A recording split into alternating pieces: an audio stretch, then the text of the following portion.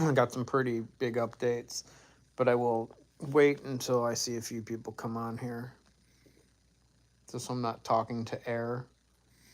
And anybody who watches this video and after it's been live and recording, just so you know, I mean, anybody, if you have any questions, feel free to ask. I will answer when I come on here, which isn't too often anymore.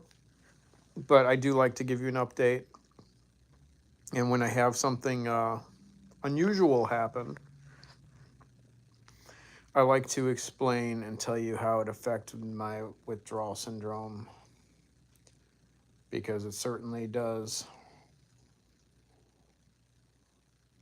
I'm not going to talk too long.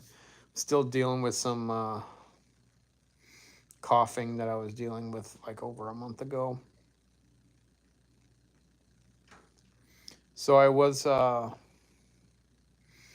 went into the hospital for some side pain I was having. I was pretty sick for a while. If I know there was a last video where I was still having that bad cough and stuff like that, but I thought my side was hurting because of the cough, but I had to go in because the pain was getting kind of intense. So I had it checked out, and it ended up being a clot in my spleen. They did a CT scan of it, and it was a clot that infarcted, which means killed, basically, 30% of my spleen. And long story shorter, um, they put me in the hospital for it. They put me on blood thinners, and they did they were checking my heart because they know I had heart palpitations. They did a echo of my heart, and after that, they thought they saw bacteria in my heart, so they started pumping me full of antibiotics, not Cipro type. I warned them about that, and they said that's not an issue. And then they gave me a TEE test, which was a test that goes down your throat and pictures your heart much clearer, so they can be sure about what they were seeing. Well, after days go by, I finally got the test, and my heart didn't have that issue at all. So I was on antibiotics for absolutely nothing. So that was a big waste. But most of the time spent there was them giving me a few different CT scans to make sure certain areas didn't have, clots and stuff like that, and trying to figure out where the clot might have came from, which they never fully figured out, but they were trying to figure out that it might have come from my heart because of my palpitations. Anyway, I'm on a heart monitor, and I have a heart doctor appointment at the end of the month to see if the heart palpitations are anything dangerous or not, because I've had them for so long, and I've had them checked before, and they said they were nothing. So, whatever. We'll see what happens. It was a pretty scary experience, um, but being on tons of antibiotics, and then when I got home a day later, where I was, where I had my IV in my arm for a week, 5 days. Um, I had to go back to the ER because my vein got really hard and got big, and the pain was pretty intense. So it ended up, long story short, I ended up having a clot in my arm from the IV. I don't even have a problem with my blood. For some reason, I got these clots. I don't know. Who the fuck knows? But hard to say exactly where it's coming from, where it came from, like the original clot. They say it's pretty rare to have a clot in your spleen, but it's kind of good it did go there and didn't go into my brain and give me a stroke. So they tried to figure it out. I'm not on blood thinners anymore. They said a small aspirin will do fine for the clots because the clots weren't that big, and it is getting better. So I'm assuming they were right. Um, right now, Ascension hospitals have got hacked.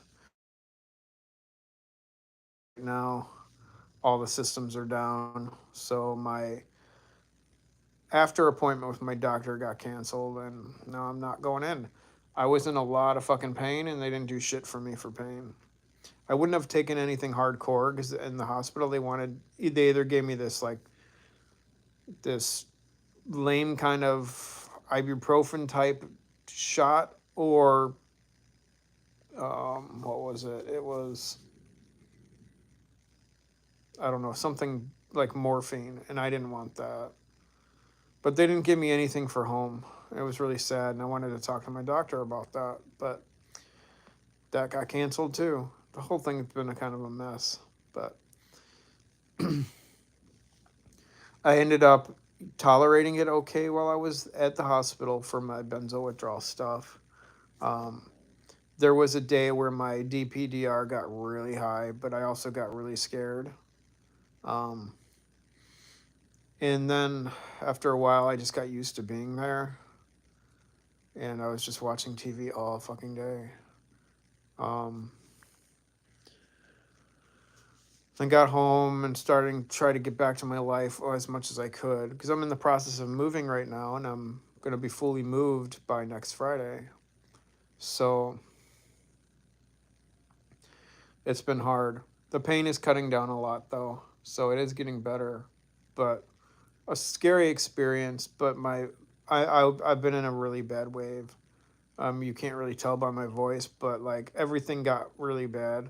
Not as bad as when I got my nerve test, but it got pretty bad, and it's still pretty bad. I'm waking up every day feeling like I'm gonna die, and then it slowly gets a little better during the day, and then when I go out for work and stuff, which has not been as much, but when I do, oh, it is rough. It's hard.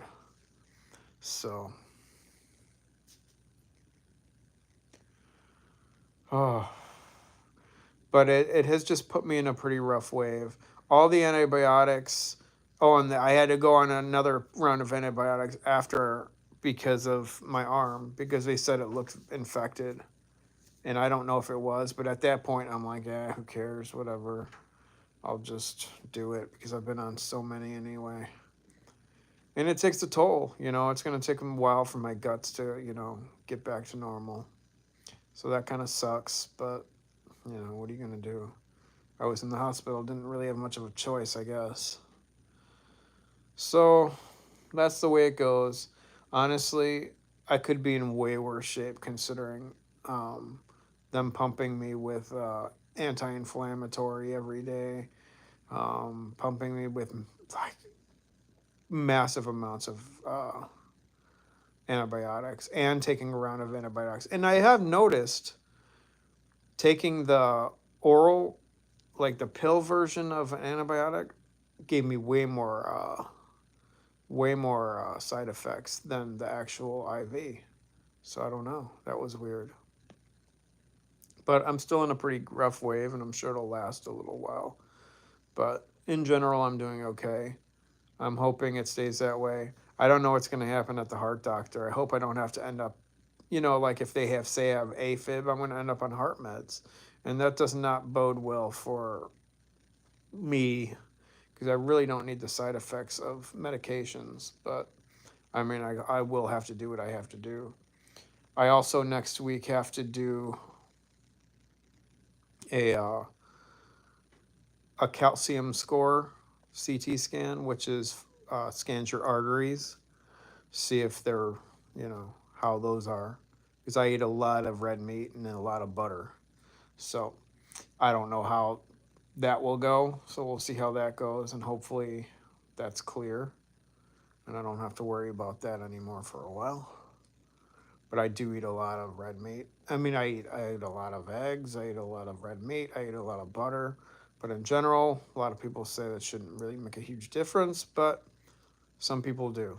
So it just does make me a little nervous. But all those things that I'm eating have definitely made me feel better. So the little bits of red meat every day it made things better once I started eating it and getting used to eating it a little bit every day. So we'll see what happens, but those are kind of the nerve-wracking part. So, and with moving and everything, it's just been absolutely too much. So, Remeron taper will be probably in July, assuming everything calms down. Hopefully after the 4th of July. But we'll see what happens. As of right now, it seems like it should go on course as long as nothing else bad happens.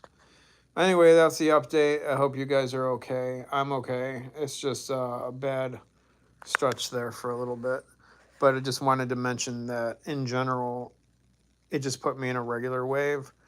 All that madness and all the crazy antibiotics and all the IVs and this and that, it just put me in a really rough wave, just like normal. Nothing worse. Even all the crazy hospital food. I ate kind of shitty, and that's not normal, but it didn't make a huge difference. I didn't have any raging food waves. I still ate like stuff I know I could eat, but you know how hospital food is probably like the shittiest. So, anyway, take care, everyone.